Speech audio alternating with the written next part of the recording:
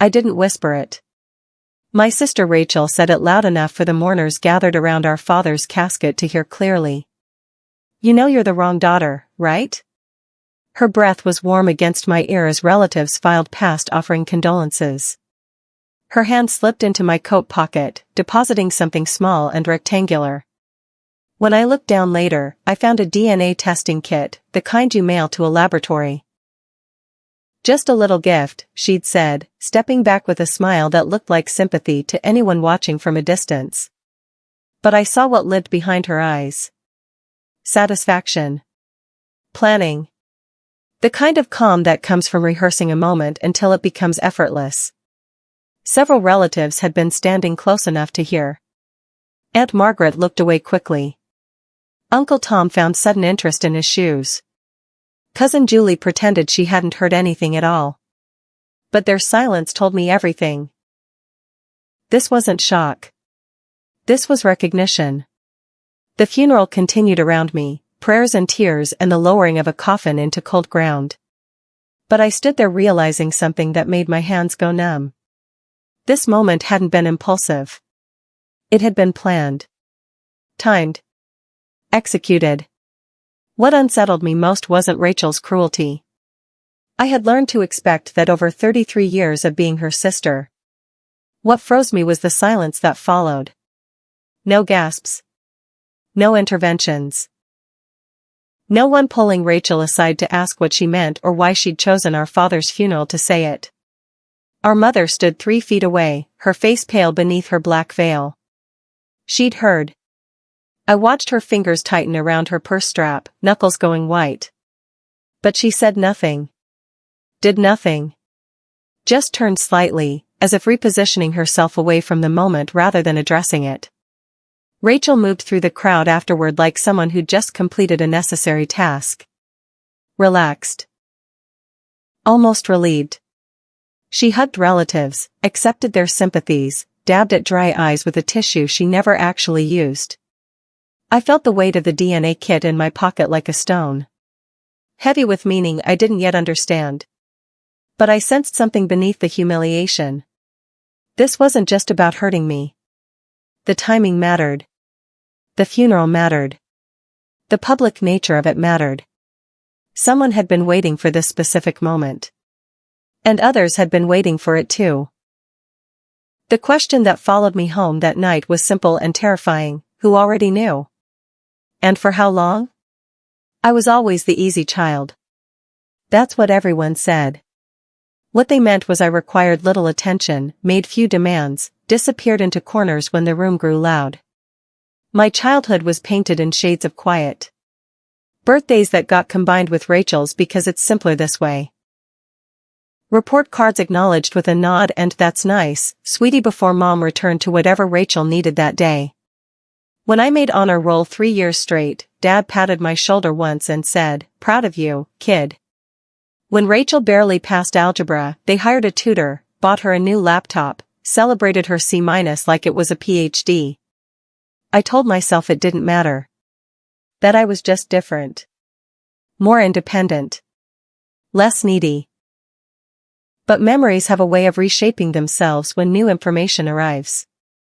That night after the funeral, sleepless in my childhood bedroom, a specific memory surfaced with new weight. I was 7. Mom and Dad were arguing in the kitchen, voices low but urgent. I'd crept to the doorway. "She doesn't need to know," Mom had said. "She'll figure it out eventually," Dad replied. "By then it won't matter." I'd assumed they were talking about Rachel. About her tantrums or her struggles in school. Now, alone in the dark, I understood. They'd been talking about me. Rachel's entitlement wasn't learned. It was granted. From the earliest age, the family reshaped itself around her moods the way water flows around stone. When she threw tantrums, they were called passionate moments. When I cried, I was too sensitive. When she failed, systems had failed her. When I succeeded, I'd simply gotten lucky. Family dinners rotated around her preferences. Vacations were planned based on what she wanted to see. Even the volume of the television adjusted to her comfort level without anyone asking. Dad would look at her sometimes with an expression I couldn't name then. Not quite pride. Not quite relief. Something closer to gratitude. As if her very existence confirmed something he needed confirmed. Mom defended her reflexively. Rachel's just high-spirited, she'd say when teachers called about disruptions. Rachel needs more support, when grades came back poor. Rachel's going through something, whenever her cruelty toward me became too obvious to ignore. I used to think it was just favoritism. The kind that happens in families, unfair but common. Some children shine brighter in their parents' eyes for reasons no one can quite articulate. But standing at the funeral, feeling that DNA kit in my pocket, I understood something darker. The favoritism had a reason. A biological reason. And Rachel had always known. Mom was the master of looking away. Not just from me, but from anything that threatened the careful peace she'd constructed around our family. When Rachel bullied me, Mom called it sibling dynamics. When I complained, I was making things difficult. When I asked why Rachel received more attention, gifts, affection, Mom's face would tighten with something that looked like fear. "You're hurting your sister's feelings," she'd say, though Rachel was never in the room. "Why do you always need to cause problems?" she'd ask, though I'd only asked a question. "Can't you just be grateful for what you have?" she'd whisper, though I'd never said I wasn't. Over time, I learned that Mom's silence wasn't passive. It was strategic. She avoided conflict the way some people avoid disease, believing that if she never named a problem, it couldn't truly exist. But after the funeral, after Rachel's calculated cruelty and Mom's frozen response, I began to see the pattern differently.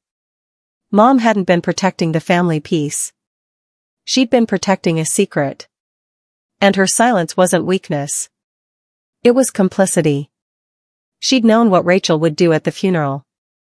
Maybe not the exact words or the exact moment, but the general shape of it.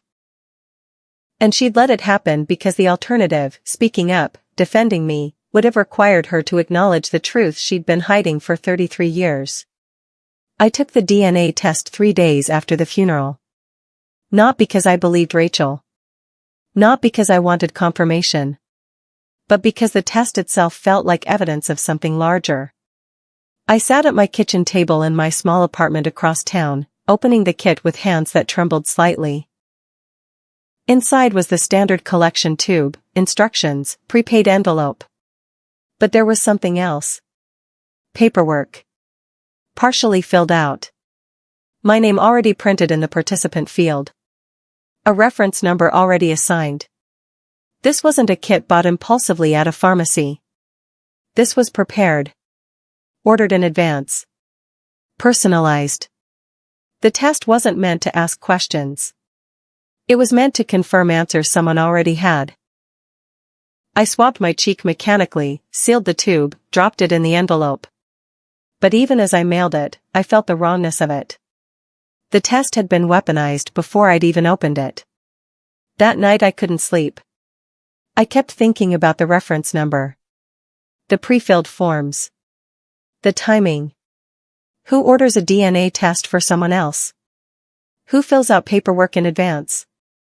Who plans to deliver it at a funeral? Someone who needed documentation.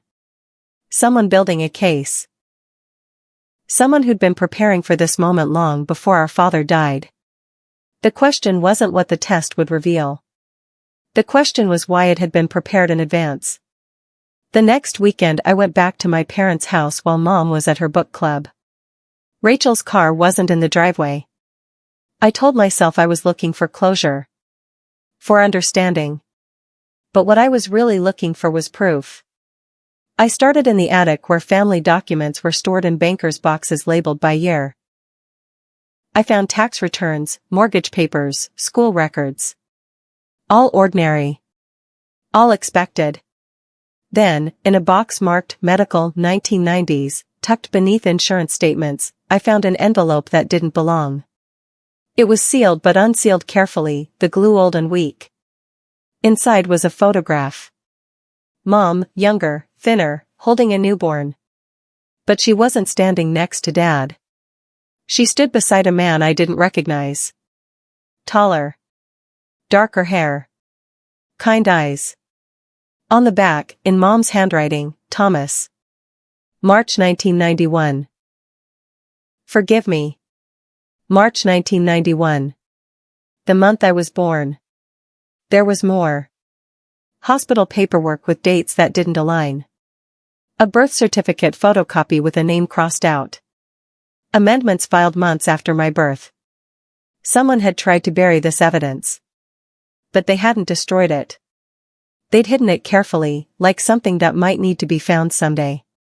By whom? For what purpose? I took photos of everything with shaking hands, then carefully replaced it all exactly as I'd found it. Someone had expected this to be found. Eventually. By me. The DNA results arrived 4 weeks later in a plain envelope. I opened it standing in my kitchen, afternoon light slanting through the window, making everything feel too bright and too sharp. No biological relationship detected between participant and stated paternal line. I read the words 3 times. They didn't hurt the way I'd expected. There was no shock, no grief, no sense of loss. Just displacement. Like standing in a room you've always known only to discover the walls were painted over something else entirely. I called Mom. She answered on the 5th ring, her voice tight. Hello? I got the results, I said. Silence. Then, quietly, I know. How long have you known? It doesn't change anything, she said, which wasn't an answer. You're still my daughter. You're still part of this family. Then why did Rachel do it? Why now? She's just upset. Grieving. She didn't mean. Don't, I interrupted. Don't minimize this.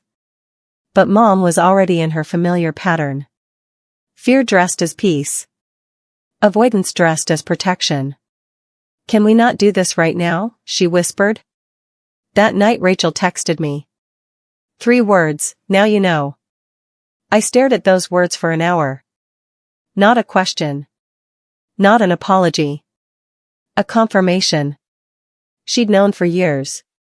Carried this knowledge like a weapon, waiting for the perfect moment to use it. But why the funeral? Why publicly? If nothing had changed, why had the test been weaponized? Rachel showed up at my apartment 2 days later. Unannounced. Uninvited. She let herself in using the spare key I'd forgotten I'd given her years ago. I was making tea when I turned and found her sitting at my kitchen table, coat still on, hands folded calmly like someone conducting a business meeting. We need to talk, she said. I have nothing to say to you. Good. Then listen. She tilted her head slightly, studying me with an expression I'd seen before but never understood. Satisfaction mixed with something colder. Calculation. I've known since I was 19, she said matter-of-factly. Found the papers while looking for my birth certificate. Dad sat me down and explained everything. The affair. The pregnancy. The decision to raise you as his. Why didn't you tell me? Because Dad asked me not to. She smiled then, thin and sharp. He said it would destroy you. That you were fragile. That the family would fracture. So you waited until his funeral? I waited until it mattered, she corrected. Dad would have wanted this handled cleanly. No drama. No public mess. Just truth delivered at the right time. The right time, I repeated slowly. When the stakes were appropriate, Rachel said. When you'd understand that certain things need to be managed properly. Her tone was so calm, so assured. This wasn't grief or jealousy speaking. This was strategy. Managed how? I asked quietly. Rachel stood, smoothing her coat. We'll talk more soon. Think about what's best for everyone. Then she left, taking the spare key with her. I couldn't sleep that night. Rachel's words circled through my mind like a predator searching for weak points. Handled cleanly. Managed properly. What's best for everyone. The next morning I called her. What do you want, Rachel? She answered immediately, as if she'd been waiting. I want what's fair. Which is? Dad's estate. The inheritance. His legacy. Her voice was steady, reasonable. You understand, don't you? Biologically, legally, you have a claim. But morally? Ethically? You're not really his daughter. The will. The will was written before Dad fully considered the implications, she interrupted smoothly. Before he understood that leaving equal portions to both of us would be complicated. Complicated how? Reputationally. For the family. People talk. People judge. And if it came out publicly that Mom had an affair, that Dad raised another man's child, that you've been benefiting from his generosity all these years without being honest about your origins. She let the implication hang. You're blackmailing me. I'm suggesting, Rachel corrected, that you might want to step aside quietly. Sign over your portion. Make it clean. I'll make sure you're taken care of, just appropriately. And if I don't? Then things get messy. Public. Painful for everyone, but especially for you. Her tone remained calm throughout. Matter of fact. As if negotiating a business deal rather than dismantling my entire existence. This wasn't about jealousy or grief. This was strategic, calculated, planned. And I needed to know how deep it went. I hired a lawyer the next day. Not because I planned to fight, but because I needed professional eyes on what was happening. Her name was Diana Reyes. Mid-40s, sharp suit, sharper eyes. She listened to my story without interruption, taking notes in precise handwriting. When I finished, she set down her pen. How long ago did your father pass? 6 weeks. And the will hasn't been read yet? Next month. The lawyer said there were some administrative details to finalize first. Diana's expression shifted. Not alarm, exactly. But concern. I need to see all family documentation you can access. Birth certificates, marriage licenses, property deeds, any amendments or legal filings from the last decade. Why? Because the timing is suspicious. If your sister has known about your parentage for 14 years but waited until after your father's death to reveal it publicly, there's a reason. She leaned forward. Estate law is complicated when biological relationships are questioned. She may be trying to establish grounds for contesting the will before it's even read. My stomach dropped. Can she do that? If she can prove fraud or misrepresentation, potentially. But more importantly, she might be trying to pressure you into signing documents before you understand your rights. What kind of documents? Diana's eyes were steady and serious. Waivers. Renunciations. Agreements that would remove you from the inheritance process entirely. The funeral, I realized. It had triggered legal mechanisms I didn't even know existed. Diana worked fast. Within a week she'd requested documents from the estate lawyer and hired a private investigator to examine public records. What emerged was a careful trail of manipulation that made my skin cold. 3 months before Dad died, Rachel had consulted 2 estate attorneys. The investigator found appointment records, preliminary filings, questions about contesting wills based on fraudulent claims of parentage. 6 weeks before Dad died, Rachel had ordered the DNA test kit. Not just any kit, but one that included legal documentation services. The kind used in custody disputes and inheritance cases. 2 weeks before Dad died, she'd visited the county clerk's office and requested copies of my birth certificate, along with any amendments or corrections filed in the years following. She'd been building a case. Not after Dad's death. Before it. The DNA test at the funeral wasn't cruelty. It was evidence collection. Public. Witnessed. Timed to coincide with estate proceedings. She's been planning this for months, Diana said, spreading the timeline across her desk. The funeral was strategic. She needed witnesses to your reaction, documentation of the test being given, and timing that would allow her to challenge the will before it was finalized. But why? I asked. Why go through all this? Diana pulled out another document. Because your father's estate is worth $3 million. And your sister doesn't want to share it. But there was something else. Something Diana had circled and read on the timeline. What's this? I asked, pointing to a notation dated 6 months before Dad's death. Diana's expression was grim. Your father consulted an estate attorney too. Different firm. Same month Rachel started her research. My hands went numb. What did he know? That's what we need to find out.